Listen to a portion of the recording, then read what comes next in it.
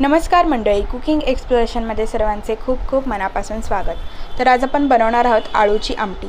त्यासाठी आपण इथे आळूची पानं घेतलेली आहेत 7 ते 8, 2 कांदे आणि आलं लसूणची पेस्ट आणि मिरच्या घेतलेल्या आहेत, कढीपत्ता घेतलेला आहे। त्याची आपण सगळी फोडणी देऊन घ्यायची आहे। तर इथे 1 आणि अर्धा पळी तेल घेतलेलं होतं कढईमध्ये। त्यामध्ये राई, जिरं, कढीपत्ता आणि आलं लसणाची पेस्ट म्हणजे ठेचून घेतलेलं आलं लसूण आणि मिरच्या घालून व्यवस्थित मिक्स करून घ्यायचं आहे। साधारण 5 ते 7 मिनिटं कांदा आपण व्यवस्थित शिजवलेला आहे, गोल्डन ब्राउन होईपर्यंत शिजवायचा आहे। आणि त्यानंतर आता यामध्ये आपण जे आळू कापून घेतलेली आहे ती घालायची आहे।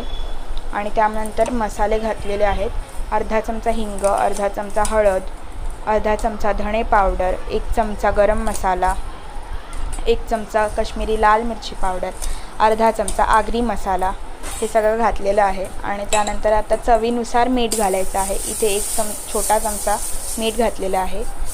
आता व्यवस्थित मिक्स करून घ्यायचं आहे। त्यानंतर इथे 2 ग्लास पाणी घातलेलं आहे।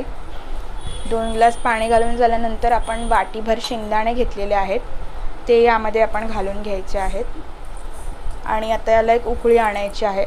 10 मिनटं झाले आहेत। त्यानंतर आता आपण यामध्ये चिंच घातलेलं आहे। थोडंसं चिंच नसेल तर त्याऐवजी तुम्ही कोकम देखील घालू शकता। यामध्ये आता आपण 2 चमचे बेसन घेतलेलं आहे।